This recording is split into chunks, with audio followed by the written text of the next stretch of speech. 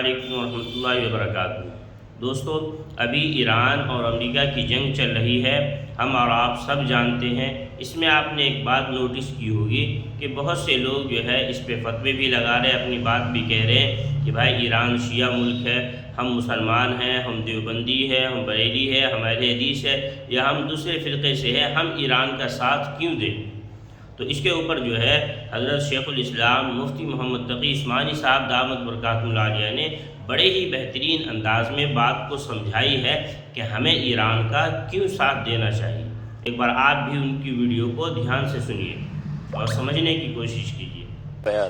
خدا کے بندو، امریکہ اور اسرائیل نے اس پر اس لیے حملہ نہیں کیا کہ وہ شیعہ تھا، وہ اس لیے حملہ کیا کہ وہ عالم اسلام کا ایک رکن تھا، اور اس کے نتیجے میں اس کو حملہ کرنے پر اکسایا خلیج کے ممالک کے اوپر، کیونکہ امریکی اڈے وہاں پر موجود تھے۔ تو امریکی اڈوں سے بظاہر ایران پر حملے ہوتے ہوں گے، تو اس ایران نے یہ کہا تھا کہ اگر مجھ پر حملہ ہوگا تو میں ان امریکی اڈوں کو نشانہ بناؤں گا۔ لیکن امریکی اڈے تو کیا نشانہ بنتے، پتہ نہیں کس حد تک بنے، اللہ ہی جانے۔ لیکن اس کے نتیجے میں خلیج کے ملکوں میں شہری مر رہے ہیں، شہری سہولیات کا وہ ختم کیا جا رہا ہے، اور اس میں جو شہری عمارتیں ہیں وہ تباہ ہو رہی ہیں۔ مقصد کیا ہے کہ کسی طرح ان کو آپس میں لڑا کر اور ہماری اپنی چودراہٹ قائم ہو جائے۔ اب جس ملک کے اوپر حملہ کر رہا ہے، جس کے سربراہ کو قتل کیا، اب وہ جب اپنا نیا کوئی سربراہ مقرر کرنا چاہتے ہیں تو حضرت فرما رہے ہیں عرب صاحب کہ مجھے شامل کرو اس مشورے میں کہ تمہارا نیا سربراہ کون ہوگا، مجھے یہ قبول نہیں ہے جو تم اس سے بڑی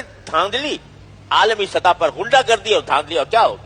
تو اس موقع پر ضرورت ہے کہ ایران کے بڑے حصے سے جو شیعہ مذہب رکھتے ہیں، ہمیں عقائد کا اختلاف ہے، لیکن خدا کے بندو یہ دیکھا کرو کہ کس وقت کس بات کا موقع ہے۔ کیا یہ وقت ایسا ہے کہ اس میں شیعہ سنی اختلافات کو ہوا دی جائے؟ کیا امریکہ نے اس لیے حملہ کیا کہ وہ تمہارے عقائد کے خلاف رکھتا تھا؟ وہ تو ایک مسلمان کا نمائندہ چونکہ سمجھا جاتا تھا، اس لیے اس کے اوپر حملہ ہو رہا ہے، اور وہ اس کے مقابلے میں ڈٹ کر کھڑا ہوا ہے۔ اس کی تو اس لحاظ سے ہمیں حمایت کرنی چاہیے، اور لہذا ہم اگر اور کچھ نہیں کر سکتے تو کم از کم رمضان کی تنہائیوں میں، رمضان کی راتوں میں اللہ سے فریاد تو کر سکتے ہیں کہ اللہ ہمیں اس مصیبت سے نجات عطا فرما دیجیے، اور مسلمانوں کو لڑانے کی جو سازشیں ہو رہی ہیں ان کو ناکام بنا دیجیے، اور اللہ تبارک و تعالی ہمیں صحیح موقف، صحیح راستہ، ہمیں بھی، ہمارے حکمرانوں کو بھی، ہمارے اہل سیاست کو بھی یا اللہ صحیح راستہ سجا دیجیے، ایسا راستہ جو ہمارے ملک کے لیے، ہماری ملت کے لیے، ہماری امت مسلمہ کے لیے بہتر ہو۔ یہ دعا بھائی ہر مسلمان کم از کم یہ اس دعا کا وظیفہ بنا لے رمضان کے اندر، تو کچھ بھائی دیں کہ اللہ تعالیٰ ہمارے دن بدل دیں۔ اللہ تعالیٰ اپنے فضل و کرم سے ہم پر رحم فرمائے۔ وآخر دعوانا الحمدللہ رب العالمین۔